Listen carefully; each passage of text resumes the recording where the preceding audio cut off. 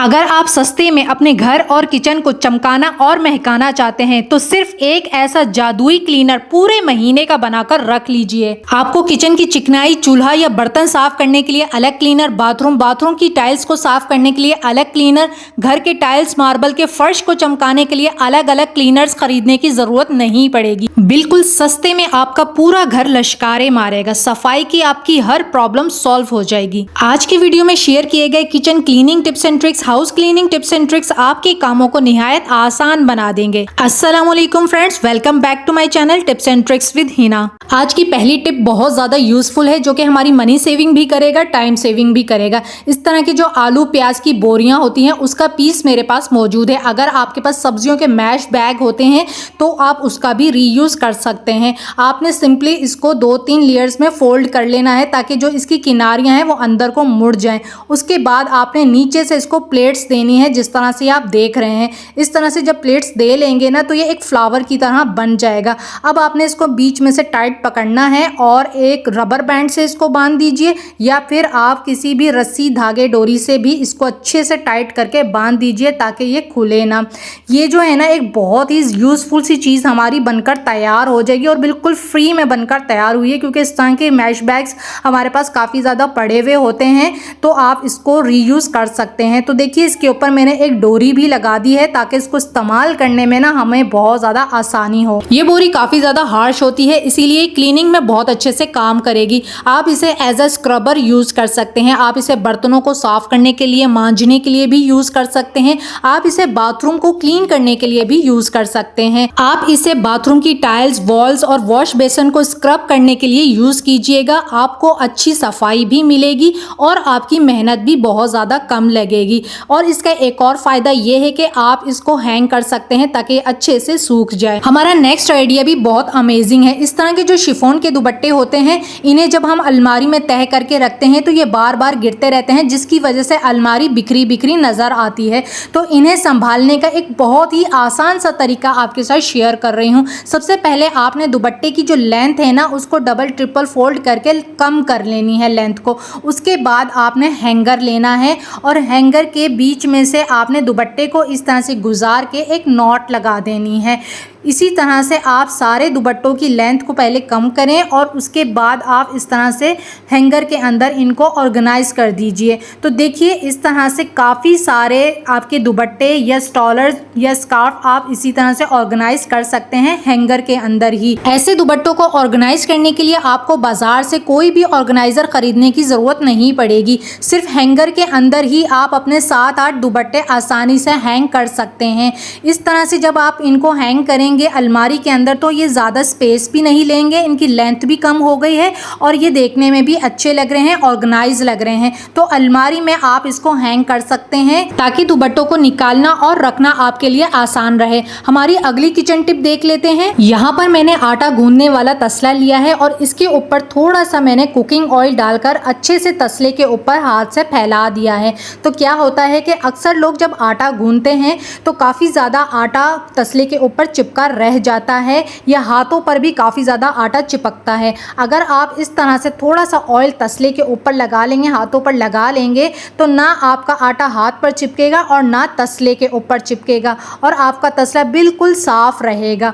इसी तरह से जब आटा गूंद लेते हैं तो फ्रिज में रखने के बाद हमारे आटे के ऊपर एक ब्लैक सी लेयर बन जाती है। तो आप थोड़ा सा ऑयल लगा लीजिए और इसको फिर फ्रिज में ढक कर रखिए। आपके आटे के ऊपर से बिल्कुल भी एक ब्लैक लेयर नहीं बनेगी। फ्रेंड्स, इस तरह के जो पॉलीथिन्स होते हैं ना, ये चाहे अनचाहे हमारे पास काफ़ी ज़्यादा जमा हो जाते हैं। जो बिल्कुल लाइट और हल्की क्वालिटी के होते हैं वो तो हम फेंक देते हैं, लेकिन इस तरह के जो बड़े पॉलीथिन या प्लास्टिक बैग्स होते हैं, मजबूत होते हैं, ये हमारे काफ़ी ज़्यादा काम आ सकते हैं। इनको हम रीयूज़ कर सकते हैं, लेकिन इनको हम अगर ऐसे ही घर में रख देते हैं तो ये काफ़ी ज़्यादा मैस भी क्रिएट करते हैं।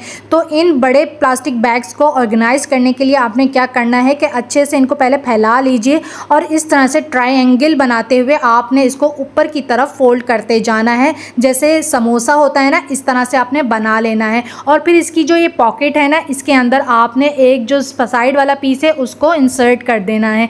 तो इस तरह से ये बहुत अच्छे से फोल्ड हो जाएंगे, ऑर्गेनाइज हो जाएंगे। तो ये बड़े बड़े जो पॉलीथिन्स होते हैं ना, प्लास्टिक बैग्स, इनको ऑर्गेनाइज करने का, रखने का ये एक बहुत बहुत ही ज़बरदस्त तरीका है। ये सिमटे भी रहेंगे और काम आने पर आप इनको निकाल कर रीयूज़ कर सकते हैं। डस्टबिन के ऊपर चढ़ाने के लिए, ग्रॉसरी करने के लिए या कोई सामान रखने के लिए मुझे बड़े प्लास्टिक बैग्स ख़रीदना नहीं पड़ते और इनको मैं एक बॉक्स के अंदर या किसी भी जार के अंदर डालकर इस तरह से ऑर्गेनाइज करके रख लेती हूँ ताकि इनको इस्तेमाल करना भी आसान रहे, हैंडी रहे और ये ऑर्गेनाइज भी लगें। और जब आपको ज़रूरत हो तो आप इनको निकाल कर आसानी से यूज़ कर सकें, आपको ढूंढना ना पड़े। फ्रेंड्स, लो बजट में रहकर भी आप अपने घर को चमका और महका सकते हैं। बाथरूम और किचन की क्लीनिंग के लिए आपको मार्केट से महंगे और अलग अलग क्लीनर्स लाने की ज़रूरत नहीं पड़ेगी। इसी होममेड क्लीनर को आप अपनी ज़रूरत के मुताबिक और ज़्यादा पावरफुल और दमदार बनाकर यूज़ कर सकते हैं।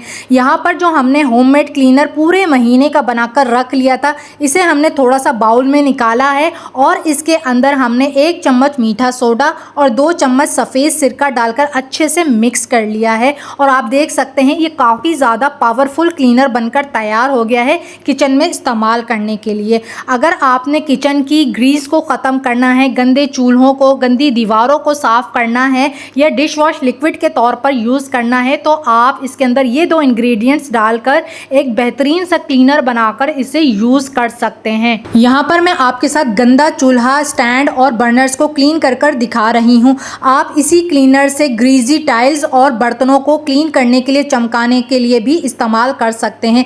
आप इस लिक्विड को डिश वॉश लिक्विड के तौर पर भी यूज़ कर सकते हैं। आपको बाज़ार से बर्तन धोने के लिए साबुन या डिश वॉश लिक्विड खरीदने की भी ज़रूरत नहीं पड़ेगी। किचन क्लीनिंग और भी ज़्यादा आसान हो जाएगी अगर आप इस क्लीनर को एक स्प्रे बॉटल में डालकर यूज़ करते हैं तो।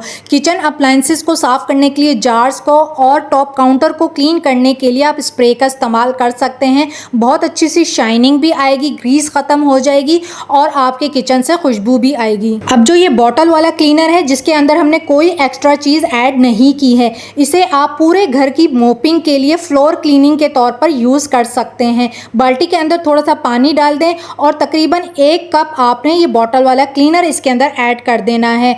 पोंछा को अच्छे से इस पानी में भिगो लीजिए। अब अच्छे रिजल्ट के लिए, आपका घर में और ज़्यादा अच्छी सी खुशबू आए, इसके लिए आप इस क्लीनर को फ्लोर के ऊपर डायरेक्ट भी डाल सकते हैं। इस फ्लोर क्लीनर से जब आप पूरे घर का पोंछा लगाएंगे तो यकीन करें आप मार्केट से महंगे फ्लोर क्लीनर्स लाना भूल जाएंगे।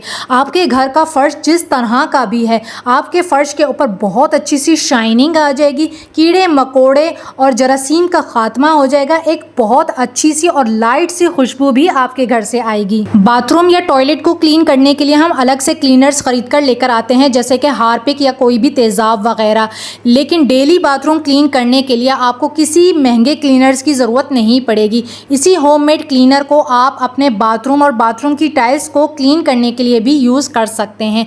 और बिलफर्ज अगर आपका बाथरूम बहुत ज़्यादा गंदा हुआ है तो इसी क्लीनर के अंदर आप मीठा सोडा और सिरका डालकर फिर इससे आप बाथरूम को क्लीन कर लीजिए। बाथरूम में जितने भी पानी के निशान या नमकियात के निशान होंगे बिल्कुल ख़त्म हो जाएंगे। इस सस्ते क्लीनर को बनाने के लिए, बल्कि मैं ये कहूँगी कि इस क्लीनर को बनाने के लिए आपका 1 रुपया भी खर्च नहीं होने वाला है, क्योंकि इसमें हम नींबू के छिलकों का इस्तेमाल करने वाले हैं। गर्मी के मौसम में नींबू का इस्तेमाल हर घर में होता है जूस वगैरह बनाने के लिए।